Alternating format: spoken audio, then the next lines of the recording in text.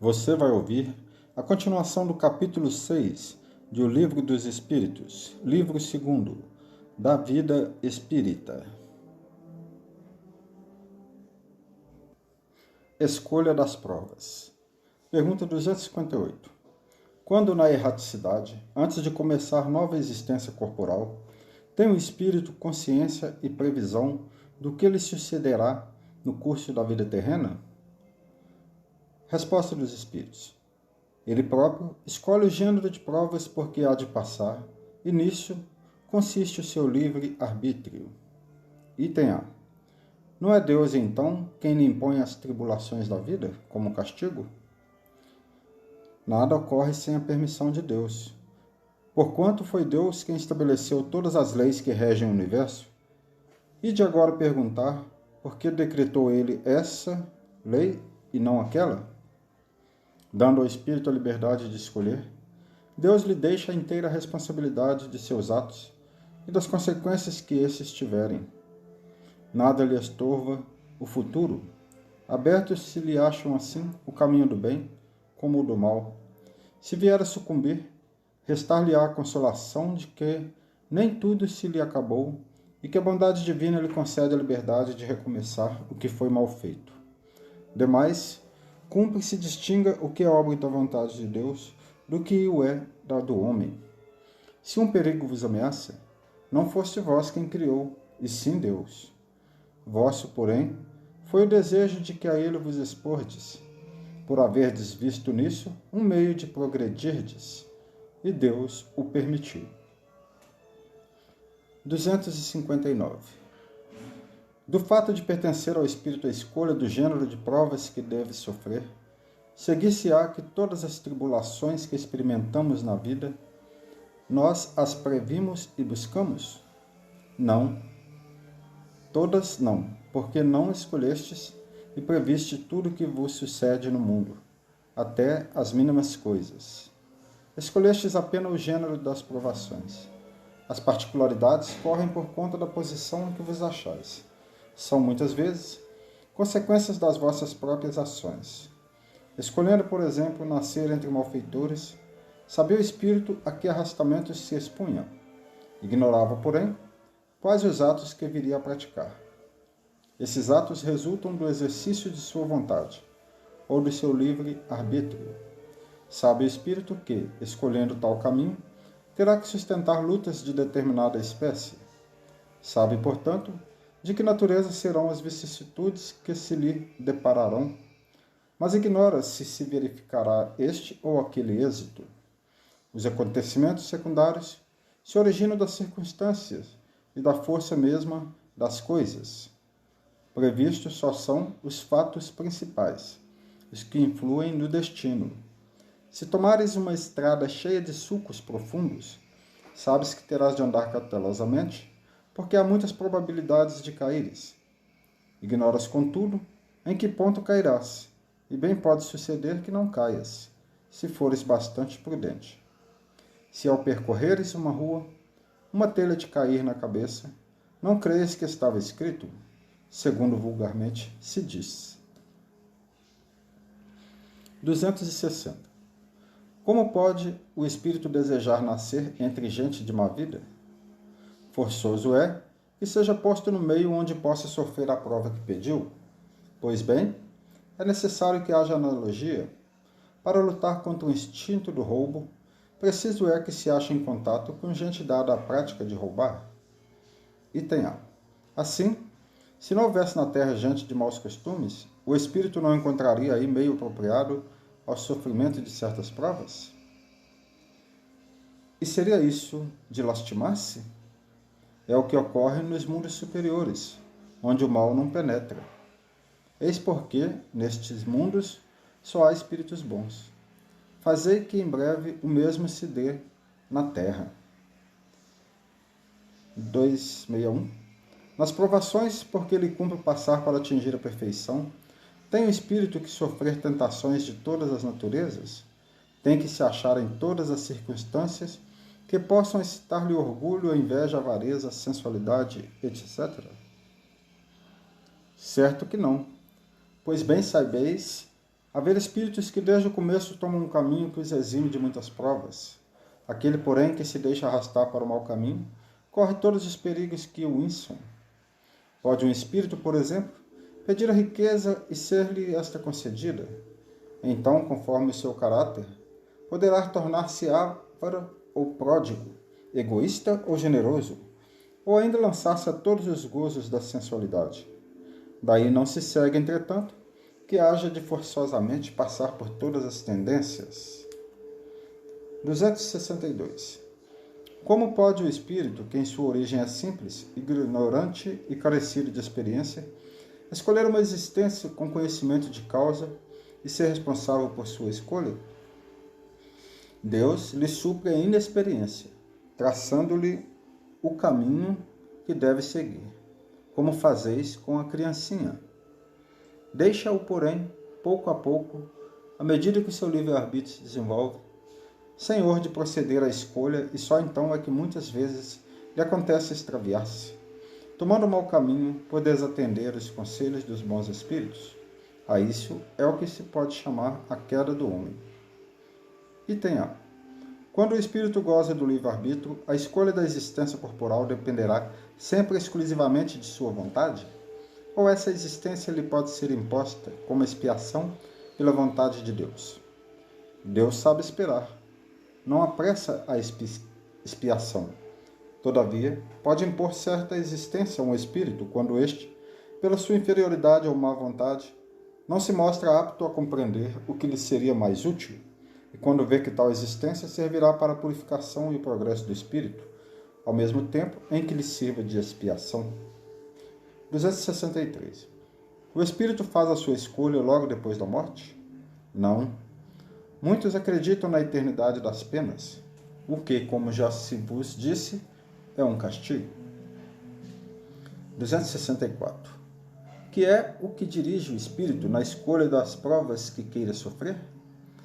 Ele escolhe de acordo com a natureza de suas faltas, as que o levam à expiação destas e a progredir mais depressa. Uns, portanto, impõem a si mesmo uma vida de misérias e privações, objetivando suportá-las com coragem.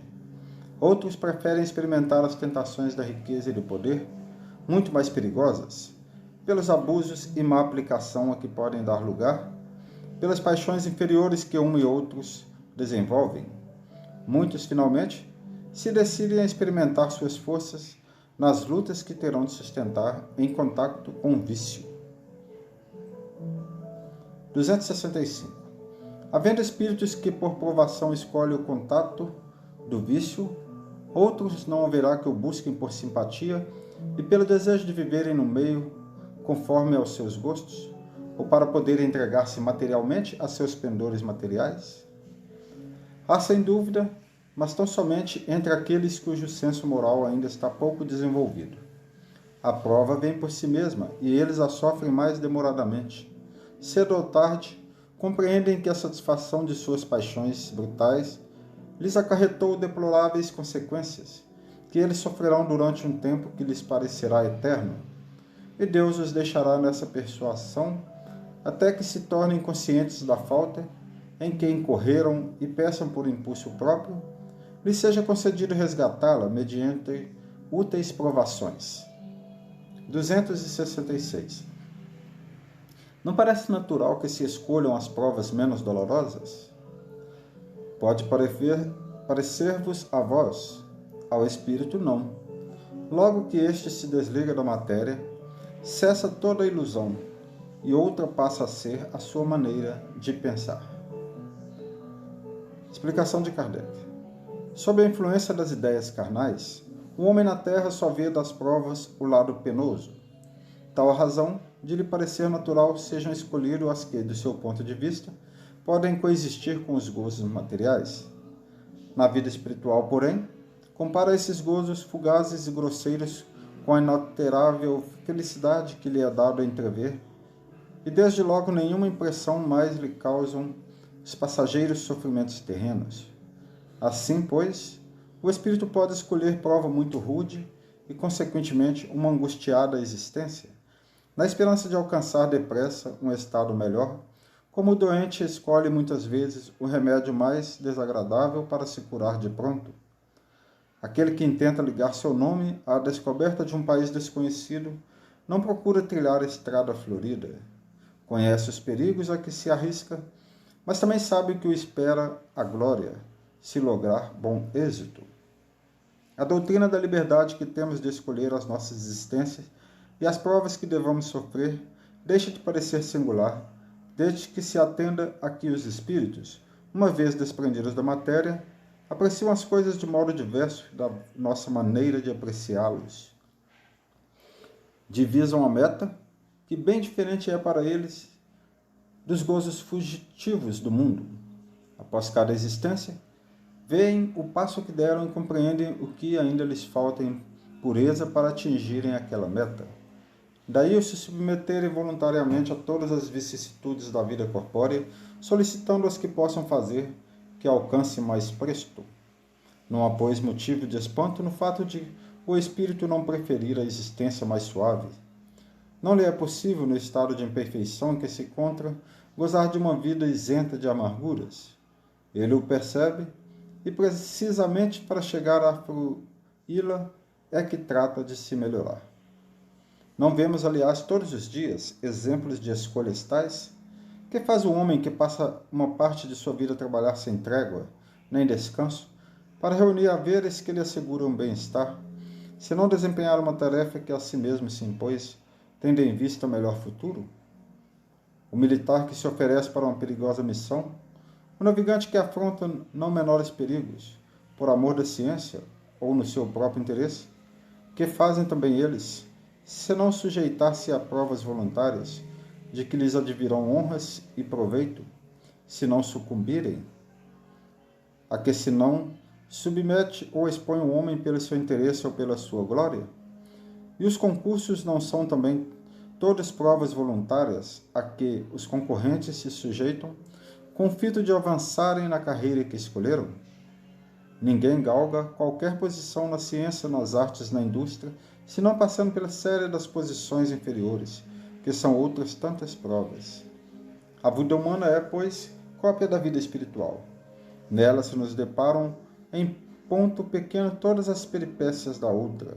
Ora, se na vida terrena muitas vezes escolhemos duras provas, visando posição mais elevada, por que não haveria o espírito que enxerga mais longe que o corpo, e para quem a vida corporal é apenas incidente de curta duração, de escolher uma existência árdua e laboriosa, desde que o conduza à felicidade eterna? Os que dizem que pedirão para ser príncipes ou milionários, uma vez que ao homem é que caiba escolher a sua existência, se assemelham aos míopes, que apenas veem aquilo em que tocam, ou meninos gulosos, que a quem os interroga sobre isso, respondem que desejam ser pasteleiros ou doceiros. O viajante, que atravessa profundo vale ensombrado por espesso nevoeiro, não logra apanhar com a vista a extensão da estrada por onde vai, nem os seus pontos extremos. Chegando, porém, ao cume da montanha, abrange com o olhar quanto percorreu do caminho e quanto lhe resta dele a percorrer.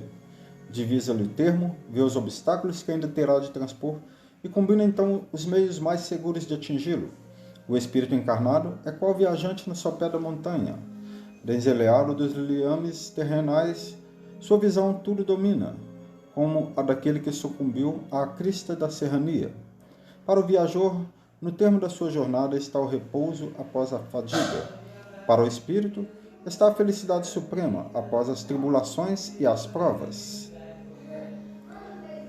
Dizem todos os espíritos que na erraticidade eles se aplicam a pesquisar, estudar, observar, a fim de fazerem a sua escolha. Na vida corporal, não se nos oferece um exemplo deste fato? Não levamos frequentemente anos a procurar a carreira pela qual afinal nos decidimos, certo de ser a mais apropriada a nos facilitar o caminho da vida? Se numa o nosso intento se malogra, recorremos a outra, cada uma das quais abraçamos representa uma fase, um período da vida. Não nos ocupamos cada dia em cogitar do que faremos no dia seguinte? Ora, que são para o espírito as diversas existências corporais, se não fases, períodos, dias da sua vida espírita? que é, como sabemos, a vida normal, visto que a outra é a transitória passageira. 267. Pode o espírito proceder à escolha de suas provas enquanto encarnado? O desejo que então alimenta pode influir na escolha que vem a fazer, dependendo isso da intenção que o anime. Dá-se, porém, que como o espírito livre quase sempre vê as coisas de modo diferente, o espírito por si só é quem faz a escolha.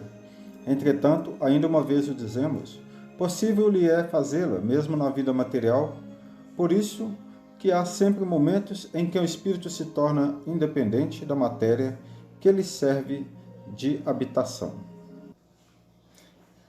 Item A. Não é de certo como expiação ou como prova que muita gente deseja as grandezas e as riquezas? Será? Indubitavelmente não. A matéria deseja essa grandeza para gozá-la e o espírito para conhecer-lhe as vicissitudes. 268. Até que chegue ao estado de pureza perfeita, tem o espírito que passar constantemente por provas? Sim, mas que não são como entendeis, pois que só considerais provas as tribulações materiais. Ora, havendo-se elevado a um certo grau, o espírito, embora não seja ainda perfeito, já não tem que sofrer provas. Continua, porém, sujeito a deveres nada penosos, cuja satisfação lhe auxilia ao aperfeiçoamento, mesmo que consistam apenas em auxiliar os outros a se aperfeiçoarem. 269. Pode o espírito enganar-se quanto à eficiência da prova que escolheu? Pode escolher uma que seja acima de suas forças e sucumbir. Pode também escolher alguma que nada lhe aproveite, como se considerasse buscar vida ociosa e inútil. Mas, então, voltando ao mundo dos espíritos, verifica que nada ganhou e pede outra que lhe faculte recuperar o tempo perdido. 270. A que se devem atribuir as vocações de certas pessoas e a vontade que sentem de seguir uma carreira de preferência a outra? Parece-me que vós mesmos podeis responder a esta pergunta, pois não é isso a consequência de tudo que acabamos de dizer sobre a escolha das provas e sobre o progresso efetuado em existência anterior? 271. Estudando na erraticidade as diversas condições em que poderá progredir, como pensa o espírito consegui-lo, nascendo, por exemplo, entre canibais? Entre canibais não nascem espíritos já adiantados, mas espíritos da natureza dos canibais, ou ainda inferiores aos destes. Explicação de Kardec. Sabemos que os nossos antropófagos não se acham no último degrau da escala espiritual, e que mundos há onde a bruteza e a ferocidade não têm analogia na Terra. Os espíritos que aí encarnam são, portanto, inferiores aos mais ínfimos que no nosso mundo encarnam. Para eles, pois, nascer entre os nossos selvagens representa um progresso, como o progresso seria para os antropófagos terrenos exercer entre nós uma profissão que os obrigasse a fazer correr sangue. Não podem pôr mais alto suas vistas, porque sua inferioridade moral não lhes permite compreender maior progresso. O espírito só gradativamente avança. Não lhe é dado transpor de um salto a distância que da civilização separa a barbárie, e é esta uma das razões que nos mostram ser necessária a encarnação, que verdadeiramente corresponde à justiça de Deus. De outro modo, que seria desses milhões de criaturas que todos os dias morrem na maior degradação, se não tivessem meios de alcançar a superioridade? Por que os privaria Deus dos favores concedidos aos outros homens? 272. Poderá dar-se que espíritos vindos de um mundo inferior à Terra, ou de um povo muito atrasado, como os canibais, por exemplo, nascem no seio de povos civilizados? Pode. Alguns há que se extraviam por quererem subir muito alto, mas nesse caso ficam deslocados no meio em que nasceram, por estarem seus costumes e instintos em conflito com os dos outros homens. Tais seres nos oferecem o triste espetáculo da ferocidade dentro da civilização. Voltando para o meio dos canibais, não sofrem uma degradação, apenas volvem ao lugar que lhes é próprio e com isso talvez até ganhem. 273. Será possível que um homem de raça civilizada reencarne por inspiração numa raça de selvagens? É, mas depende do gênero da expiação. Um senhor que tenha sido de grande crueldade para seus escravos poderá, por sua vez, tornar-se escravo e sofrer os maus tratos que infligiu a seus semelhantes. Um que em certa época exerceu o mando pode, em nova existência, ter que obedecer aos que se curvaram ante a sua vontade. Ser-lhe-á isso uma expiação que Deus lhe imponha, se ele abusou do seu poder. Também um bom espírito pode querer encarnar no seio daquelas raças, ocupando posição influente para fazê-las progredir. Em tal caso, desempenha uma missão. As relações no além-túmulo. 274. Da existência de diferentes ordens de espíritos, resulta para estes alguma hierarquia de poderes? Há entre eles subordinação e autoridade? Muito grande. Os espíritos têm uns sobre os outros a autoridade correspondente ao grau de superioridade que haja alcançado, autoridade que eles exercem por um ascendente moral irresistível. Item A. Podem os espíritos inferiores subtrair-se à autoridade dos que lhes são superiores? Eu disse irresistível. 275. O poder e a consideração de que um homem gozou na terra lhe dão supremacia no mundo dos espíritos? Não, pois que os pequenos serão elevados e os grandes rebaixados. Lê os Salmos. Item A. Como devemos entender essa elevação e esse rebaixamento? Não sabes que os espíritos são de diferentes ordens, conforme seus méritos? Pois bem, o maior da terra pode pertencer à última categoria entre os espíritos, ao passo que seu servo pode estar na primeira. Compreendes isto? Não disse Jesus: aquele que se humilhar será exalçado, e aquele que se exalçar será humilhado? 276. Aquele que foi grande na terra e que, como espírito, vem a achar-se entre os de ordem inferior, experimenta com isso alguma humilhação? Às vezes, bem grande. Mormente se era orgulhoso e invejoso. 277. O soldado que, depois da batalha, se encontra com seu general no mundo dos espíritos, ainda o tem por seu superior? O título nada vale. A superioridade real é que tem valor. 278. Os espíritos das diferentes ordens se acham misturados uns com os outros? Sim e não. Quer dizer, eles se veem, mas se distinguem uns dos outros. Evitam-se ou se aproximam, conforme a simpatia ou antipatia que reciprocamente uns inspiram aos outros, tal qual sucede entre vós. Constituem um mundo do qual o vosso é pálido reflexo. Os da mesma categoria se reúnem por uma espécie de afinidade e formam grupos ou famílias, unidos pelos laços da simpatia e pelos fins a que visam. Os bons pelo desejo de fazer o bem, os maus pelo desejo de fazerem o mal, pela vergonha de suas faltas e pela necessidade de se acharem entre os que se lhe assemelham. Explicação de Kardec. Tal uma grande cidade onde os homens de todas as classes, de todas as condições se veem e se encontram, sem se confundirem, onde as sociedades se formam pela analogia dos gostos, onde a virtude e o vício se acotovelam, sem trocarem palavra. 279. Todos os espíritos têm reciprocamente acesso aos diferentes grupos ou sociedades que eles formam. Os bons vão a toda parte e assim deve ser, para que possam influir sobre os maus. As regiões, porém, que os bons habitam são interditadas aos espíritos imperfeitos, a fim de que não as perturbem com as paixões inferiores. 280. De que natureza são as relações entre os bons e os maus espíritos? Os bons se ocupam em combater as más inclinações dos outros, a fim de ajudá-los a subir. É sua missão. 281. Porque os espíritos inferiores se comprazem em nos induzir ao mal? Pelo despeito que lhes causa o não terem merecido estar entre os bons? O desejo que neles predomina é o de impedirem, quanto possam, que os espíritos ainda inexperientes alcancem o supremo bem. Querem que os outros experimentem o que eles próprios experimentam. Isto não se dá também entre vós outros? 282. Como se comunicam entre si os espíritos?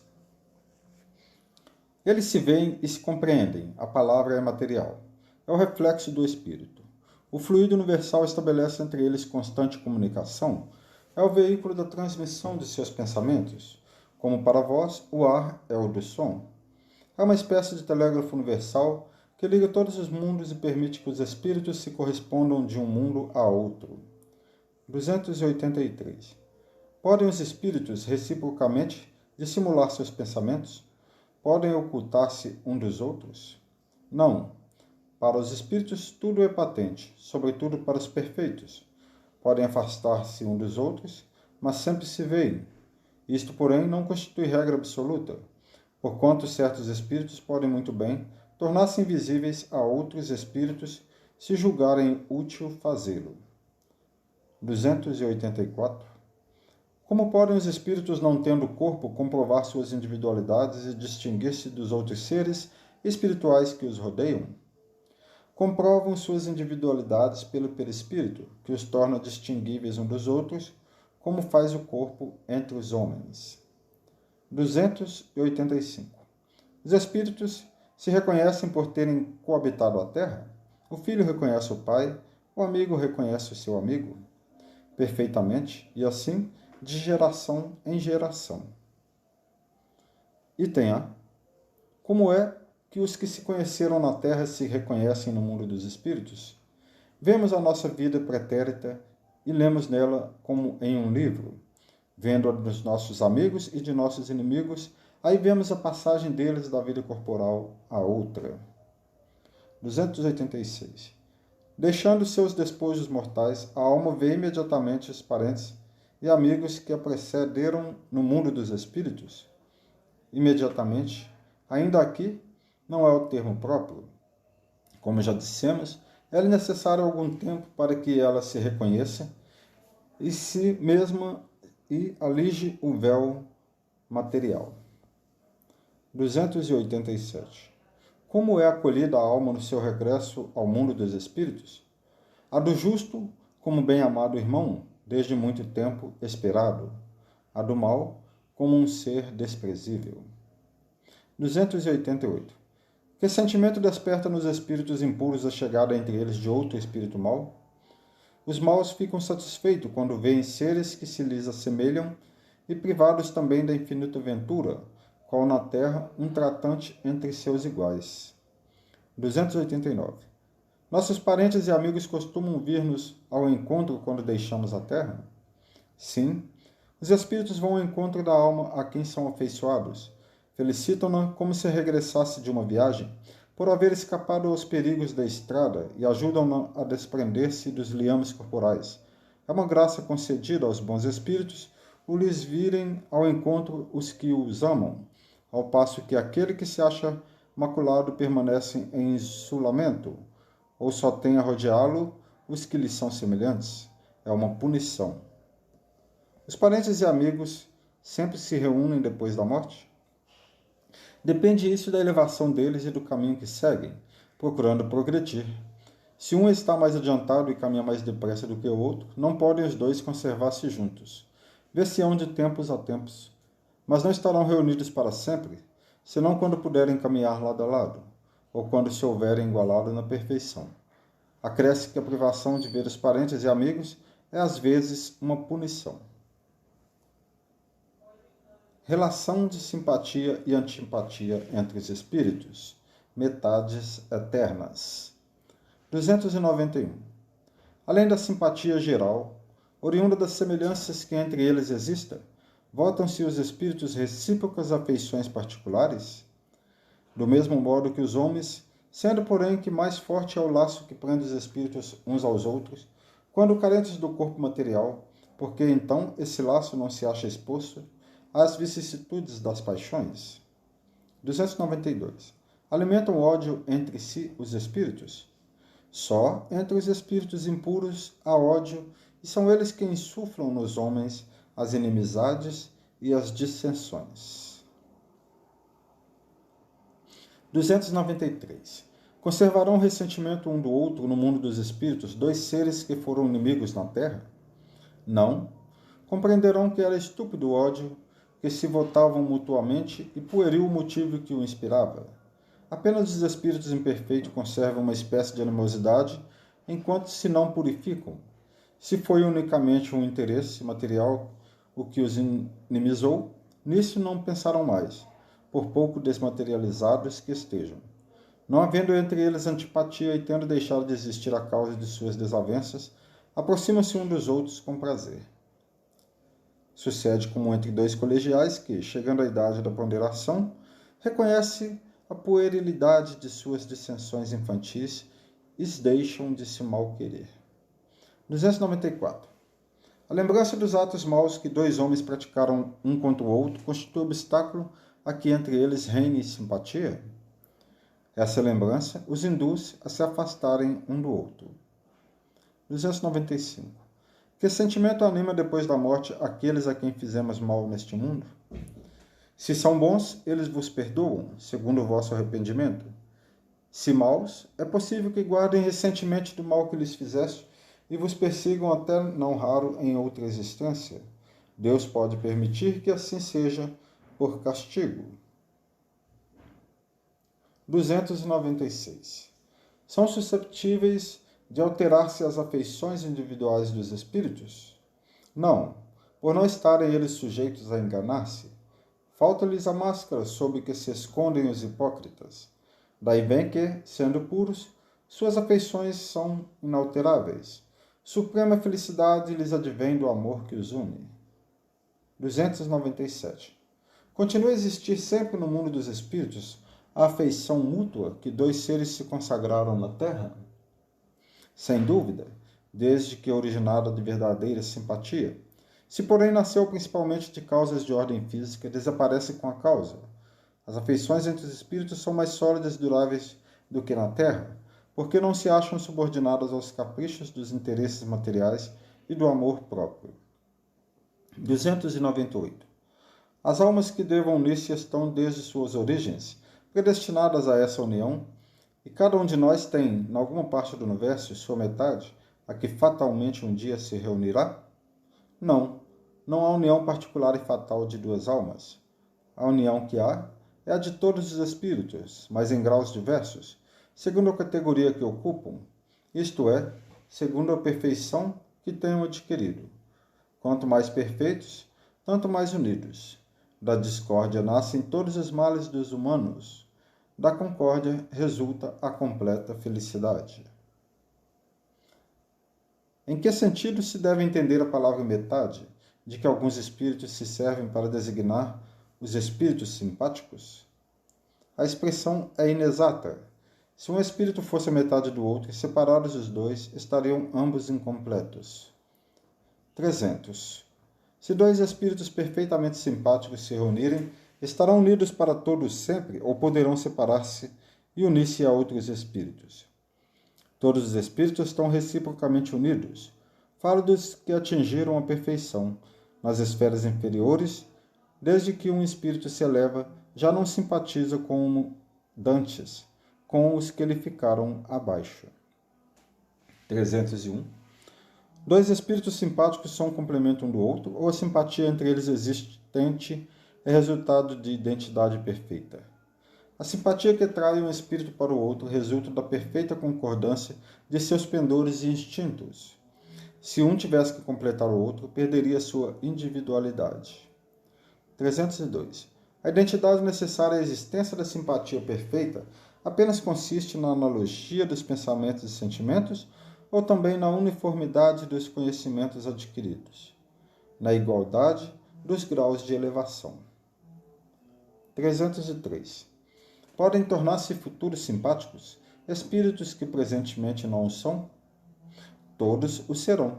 Um espírito que hoje está numa esfera inferior ascenderá, aperfeiçoando-se a em que se acha tal outro espírito, e ainda mais depressa se dará o encontro dos dois, se o mais elevado, por suportar mal as provas a que esteja submetido, permanecer estacionário.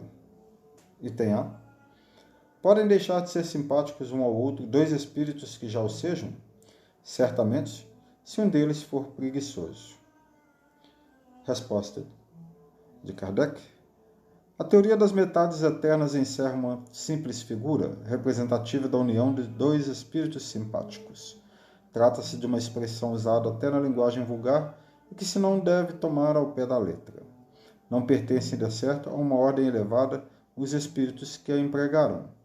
Necessariamente, limitado sendo o campo de suas ideias, exprimiram seus pensamentos com os termos de que se teriam utilizado na vida corporal.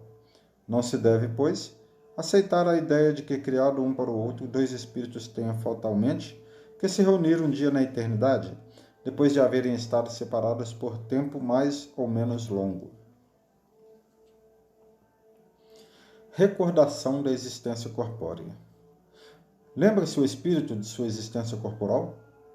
Lembra-se, isto é, tendo vivido muitas vezes na terra, recorda-se do que foi como homem, e eu te afirmo que frequentemente ri, penalizado de si mesmo. Tal qual o homem que chegou à madureza e que ri das suas loucuras de moço ou das suas puerilidades na meninice. 305. A lembrança da existência corporal se apresenta ao espírito completa inopinadamente após a morte? Não. Vem-lhe pouco a pouco, qual imagem que surge gradualmente de uma névoa, à medida que nela fixa ele sua atenção. 306. O espírito se lembra pormenorizadamente de todos os acontecimentos de sua vida? Apreende o conjunto deles de um golpe de vista retrospectivo? Lembra-se das coisas de conformidade com as consequências que delas resultaram para o estado em que se encontra como espírito errante? Bem compreendes, portanto, que muitas circunstâncias haverá de sua vida a que não ligará importância alguma e das quais nem sequer procurará recordar-se. Item A. Mas se o quisesse, poderia lembrar-se delas? Pode lembrar-se dos mais minuciosos pormenores e incidentes, assim relativos aos fatos, como até aos seus pensamentos. Não faz, porém, desde que não tenha utilidade. Item B. Entrevê o espírito objetivo da vida terrestre com relação à vida futura? Certo que o vê e compreende muito melhor do que em vida do seu corpo. Compreende a necessidade da sua purificação para chegar ao infinito e percebe que em cada existência deixa algumas impurezas. 307. Como é que o espírito se lhe desenha na memória a sua vida passada? Será por esforço da própria imaginação ou como um quadro que se lhe apresenta à vista? De uma e outra formas. São-lhe como que presentes todos os atos de que ele tem interesse em lembrar-se. Os outros lhe permanecem mais ou menos vagos na mente ou esquecidos de todo. Quanto mais desmaterializado estiver, tanto menos importância dará às coisas materiais. Essa é a razão porque, muitas vezes, evocas um espírito que acabou de deixar a terra e verificas que não se lembra dos nomes das pessoas que lhe eram caras, nem de uma porção de coisas que te parecem importantes. É que tudo isso, pouco lhe importando, logo caiu em esquecimento. Ele só se recorda perfeitamente dos bons, bem dos fatos principais que concorrem para a sua melhoria. 308. O espírito se recorda de todas as existências que precederam a que acaba de ter? Todo o seu passado se lhe desdobra à vista, quais a um viajor, os trechos do caminho que percorreu, mas, como já dissemos, não se recorda de modo absoluto de todos os seus atos. Lembra-se destes conformemente à influência que tiveram na criação de seu estado atual. Quanto às primeiras existências, a que se podem considerar como a infância dos espíritos, essas se perdem no vago e desaparecem na noite do esquecimento. 309. Como considera o espírito o corpo de que vem de separar-se? Como veste imprestável que o embaraçava, sentindo-se feliz por estar livre dela. Item A. Que sensação lhe causa o espetáculo do seu corpo em decomposição? Quase sempre se conserva indiferente a isso, como a uma coisa que em nada o interessa. 310. Ao cabo de algum tempo, reconhecerá o espírito os ossos ou outros objetos que lhe tenham pertencido? Algumas vezes, dependendo do ponto de vista mais ou menos elevado, de onde considere as coisas terrenas. 311. A veneração que se tenha pelos objetos materiais que pertenceram ao espírito lhe dará prazer e atrai a sua atenção para esses objetos? É sempre grato ao espírito que se lembrem dele, e os objetos que lhe pertenceram trazem a memória dos que ele no mundo deixou. Mas o que o atrai é o pensamento dessas pessoas, e não aqueles objetos. 312. E a lembrança dos sofrimentos por que passaram na última existência corporal, os espíritos a conservam? Frequentemente assim acontece, e essa lembrança lhes faz compreender melhor o valor da felicidade de que podem gozar como espíritos. 313. O homem que neste mundo foi feliz deplora a felicidade que perdeu, deixando a terra? Só os espíritos inferiores podem sentir saudade de gozos condizentes com uma natureza impura qual a deles, gozos que lhes acarretam a expiação pelo sofrimento. Para os espíritos elevados, a felicidade eterna é 1000 vezes preferível aos prazeres efêmeros da terra. Exatamente como sucede ao homem que, na idade da madureza, nenhuma importância liga ao que tanto o deliciava na infância. 314.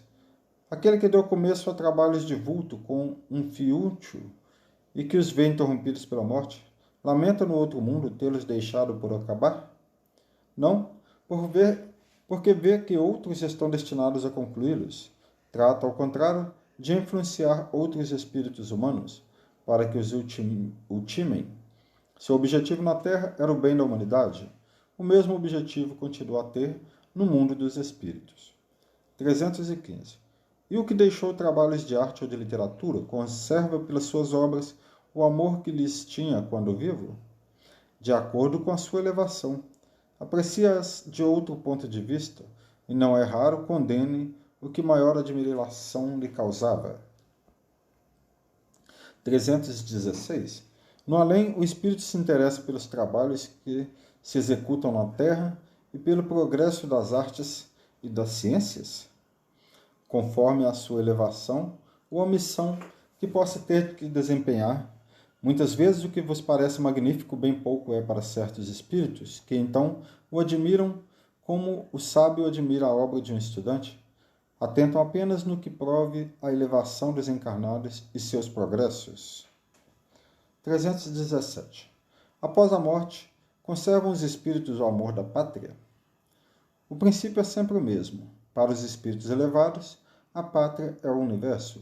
Na Terra, a pátria para eles está onde se acha o maior número das pessoas que lhes são simpáticas. Explicação de Kardec. As condições dos espíritos e as maneiras por que veem as coisas variam ao infinito, de conformidade com os graus de desenvolvimento moral e intelectual em que se achem. Geralmente, os espíritos de ordem elevada só por breve tempo se aproximam da Terra. Tudo o que aí se faz é tão mesquinho em comparação com as grandezas do infinito, tão pueris são, aos olhos deles, as coisas a que os homens mais importância ligam, que quase nenhum atrativo lhes oferece o nosso mundo, a menos que para aí os leve o propósito de concorrerem para o progresso da humanidade. Os espíritos de ordem intermediária são os que mais frequentemente baixam a este planeta, se bem considerem as coisas de um ponto de vista mais alto do que quando encarnados. Os espíritos vulgares, esses são os que aí mais se comprazem e constituem a massa da população invisível do globo terráqueo. Conservam quase que as mesmas ideias, os mesmos gostos e as mesmas inclinações que tinham quando revestidos do invólucro corpóreo. Metem-se em nossas reuniões, negócios, divertimentos, nos quais tomam parte mais ou menos ativa, segundo seus caracteres. Não podendo satisfazer as suas paixões, gozam na companhia dos que a elas se entregam e os excitam a cultivá-las. Entre eles, no entanto, muitos há sérios, que veem e observam para se instruírem e aperfeiçoarem. 318. As ideias dos espíritos se modificam quando na erraticidade? Muito. Sofrem grandes modificações à proporção que o espírito se desmaterializa. Pode este, algumas vezes, permanecer longo tempo imbuído das ideias que tinha na Terra, mas pouco a pouco a influência da matéria diminui e ele vê as coisas com maior clareza. É então que procura os meios de se tornar melhor. 319. Já tendo o espírito vivido a vida espírita antes de sua encarnação, como se explica o seu espanto ao reingressar no mundo dos espíritos? Isso só se dá no primeiro momento e é efeito da perturbação que se segue ao despertar do espírito. Mais tarde, ele se vai inteirando da sua condição à medida que lhe volta a lembrança do passado e que a impressão da vida terrena se lhe apaga. Comemoração dos mortos, funerais. 320. Se sensibiliza os espíritos o lembrarem-se deles, os que lhes foram caros na terra? Muito mais do que podeis supor. Se são felizes, esse fato lhes aumenta a felicidade. Se são desgraçados, servem-lhes de lenitivo. 321. O dia da comemoração dos mortos é para os espíritos mais solene do que os outros dias? Apraz-lhes ir ao encontro dos que vão orar nos cemitérios sob seus túmulos? Os espíritos acodem neste dia ao chamado dos que da terra lhes dirigem esses pensamentos, como fazem noutro dia qualquer. Item A. Mas o de finados é para eles um dia especial de reunião junto de suas sepulturas? Nesse dia, em maior número se reúnem nas necrópolis, porque então também é maior em tais lugares o das pessoas que os chamam pelo pensamento. Porém, cada espírito vai lá somente pelos seus amigos e não pela multidão dos indiferentes. Item B. Sob que forma aí comparecem e como o veríamos se pudessem tornar-se invisíveis? Sob a que tinham quando encarnados. 322. E os esquecidos, cujos túmulos ninguém vai visitar, também lá, não obstante comparecem e sentem algum pesar por verem que nenhum amigo se lembra deles? Que lhes importa a terra?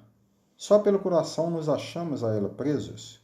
Desde que aí ninguém mais lhe volta afeição, nada mais prende a esse planeta o espírito, que tem para si o universo inteiro. 323. A visita de uma pessoa a um túmulo causa maior contentamento ao espírito, cujos despojos corporais aí se encontrem, do que a prece que por ele faça essa pessoa em sua casa? Aquele que visita um túmulo apenas manifesta por essa forma que pensa no espírito ausente. A visita é a representação exterior de um fato íntimo. Já dissemos que a prece é que santifica o ato da rememorização. Nada importa o lugar, desde que é feita com o coração. 324. Os espíritos das pessoas a quem se erigem estátuas ou monumentos assistem à inauguração de umas e outros e experimentam algum prazer nisso? Muitos comparecem a tais solenidades quando podem, porém, menos os sensibiliza a homenagem que lhes prestam do que a lembrança que deles guardam os homens. 325. Qual a origem do desejo que certas pessoas exprimem de serem enterradas antes num lugar do que no outro? Será que preferirão, depois de mortas, vir a tal lugar? E essa importância dada a uma coisa tão material constitui indício de inferioridade de espírito? Afeição particular no espírito por determinados lugares? Inferioridade moral? Que importa este ou aquele canto da terra a um espírito elevado? Não sabe ele que sua alma se reunirá às do que lhe são caros, embora fiquem separados os seus respectivos ossos? Item A. Deve-se considerar futilidade a reunião de despojos mortais de todos os membros de uma família? Não. É um costume piedoso e um testemunho de simpatia que dão os que assim procedem aos que lhe foram entes queridos. Conquanto destituída de importância para os espíritos, essa reunião é útil aos homens. Mais concentradas se tornam suas recordações. 326. Comovem a alma que volta à vida espiritual as honras que lhes prestam aos despojos mortais? Quando já ascendeu a certo grau de perfeição, o espírito se acha escoimado das vaidades terrenas e compreende a futilidade de todas as coisas. Porém, fica sabendo, há espíritos que nos primeiros momentos que se seguem à sua morte material experimentam um grande prazer com as honras que lhes tributam, ou se aborrecem com o pouco caso que se façam de seus envoltórios corporais, é que ainda conservam algum dos preconceitos deste mundo. O espírito assiste ao seu enterro? Frequentemente assiste, mas algumas vezes, se ainda está perturbado, não percebe o que se passa. Item A. Lisonjeia-o a concorrência de muitas pessoas a seu enterramento? Mais ou menos, conforme o sentimento que as anima. 328. O espírito daquele que acaba de morrer assiste à reunião de seus herdeiros? Quase sempre, para seu ensinamento e castigo dos culpados. Deus permite que assim aconteça. Nessa ocasião, o espírito julga do valor dos protestos que lhe faziam. Todos os sentimentos se lhe patenteiam e a decepção que lhe causa a rapacidade dos que entre si partilham os bens por ele deixados o esclarece acerca daqueles sentimentos. Chegará, porém, a vez dos que lhe motivam essa decepção. O instintivo respeito que, em todos os tempos e entre todos os povos, o homem consagrou e consagra aos mortos, é efeito da intuição que tem da vida futura? É a consequência natural dessa intuição. Se assim não fosse, nenhuma razão de ser teria esse respeito.